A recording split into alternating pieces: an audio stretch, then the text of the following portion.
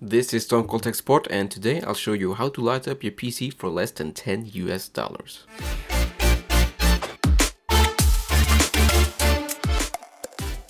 Before we start, a disclaimer: you do this on your own risk. If you damage anything, buy the wrong part or hurt yourself, it's entirely your responsibility. I am not responsible for your actions. Before you buy anything, you'll want to find the manual for your motherboard. For this video, I'm using an ASRock X470 Tai-Chi, and this board has one addressable RGB header and two non-addressable 12 volts headers.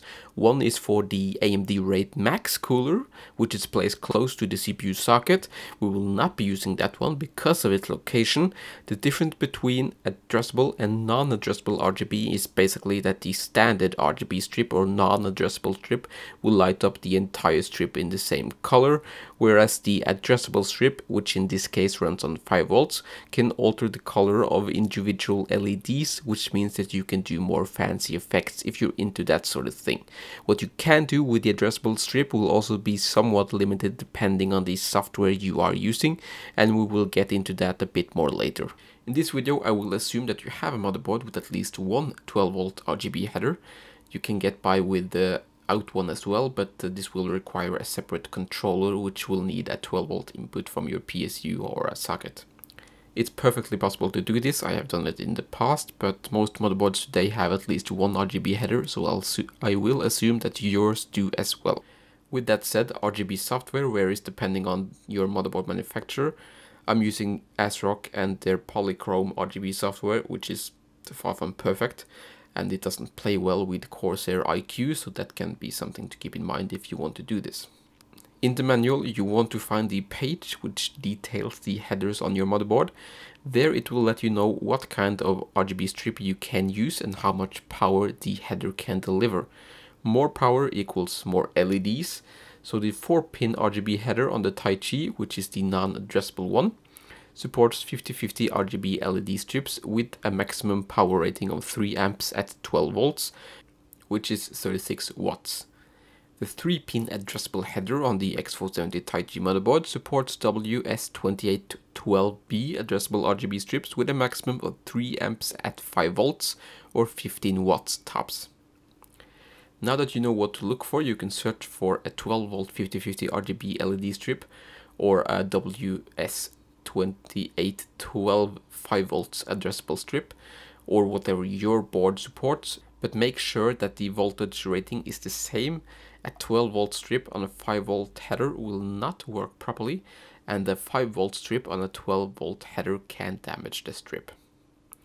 On eBay I found this, so this is a 2 meter 50/50 RGB strip that comes in at $3.40 with shipping. Now you want to make sure it is an RGB strip and not an RGBW strip or something like that, because it will probably not be compatible unless your motherboard specifically states that it is. In my experience, these come pre-fitted with the appropriate connector, so you can just cut it to the length you want and plug the connector into your motherboard. But in most cases, you will want to include an extender. The extender comes in at slightly more than the RGB strip itself, actually, so you can shop around and see if you can find one cheaper, but make sure you get the male connectors as well if you want to avoid soldering. For the 5 volt adjustable RGB strip, I found this. Now this comes in at slightly less than $4 as well. However, the connector here will need to be swapped out, so we will need the extender here as well. Now let's start with the easy one, the 12 volt RGB strip. If you feel it is a bit too long, you can cut the strip at the indicated location. The strip comes with tape on the backside, so you can just tape it wherever you want it, but make sure you want it there, because it probably won't hold very well if you first tape it, then remove it, then try to tape it on again. So now when you are going to plug in your extender, you want to make sure that you line up the arrow on the two connectors. Now when you are ready to plug it into your motherboard, you want the arrow on the connector to be the 12 volt pin on the header, which is usually clearly indicated either on the board or in the manual. If you connect it the wrong way, it will not light up and you risk damaging the strip. When that is done, start up your PC and open the RGB software. Turn the header on if it isn't already, and now you can choose which color you want. I know some of the B350 MSI motherboards, such as the Tomahawk my girlfriend uses, they only have predefined colors, but the B450 Gaming Plus motherboard I have has full user control of the colors, so this will depend on the motherboard and your software, or its software. Now let's get onto the addressable RGB strip. So the addressable RGB header only has 3 pins, and one is for voltage out, one is for ground, and the last one is for the data signal. The connector that comes pre-attached to the strip will not work on most boards, and it has to be replaced. There are 2 ways you can do this. One requires a soldering iron and some basic soldering skills, and one requires cable connectors. If you are in a pinch, you can get by with a bit of tape and a knife, and we will start off with the non-soldering method. Now sadly, I didn't have any cable connectors small enough for this, so I'll show you the cheapest way possible to do this.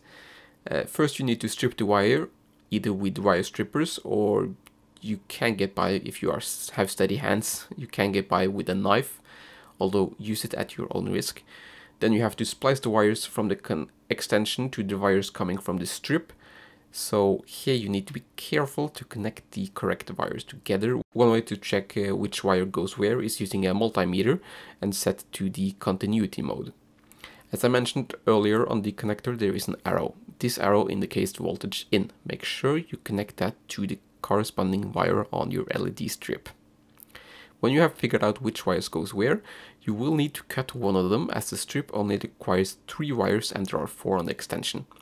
Now connect the remaining wires and use some electrical tape and tape off the bare wires so they do not touch each other or anything inside your computer. Now for the soldering way, here I will assume that you have some basic soldering skills. I'm no expert at soldering myself, but I have done it a few times. I use a solder with flux in the center, just to make things easier. I start off with adding solder to the connecting pads and then proceed to solder on the wires. Now make sure the wire going to the arrow is connected to the voltage out. Then tape off the soldering joints or use a heat shrink sleeve if you have one. There is also an arrow on the strip itself, so this arrow indicates which way the signal travels. What that means is that you need to solder the wires to the pad on the butt end of the arrow, otherwise it will not work. I made that mistake once, that's how I know. Now let's hook it up to the motherboard to see if it works. If you haven't already installed your motherboard's RGB software, now would be a good time. Start the program and turn on the header if it isn't already. Then you can choose what color you want and if you want any effects if your software supports it. The downside to all this is that you might have one additional RGB software on your computer, either for your keyboard or your CPU cooler or your fans or something. And from my experience, these do not play well with each other. As I mentioned earlier, ASRock's Polychrome software does not work if Corsair iQ is running, at least on my computer.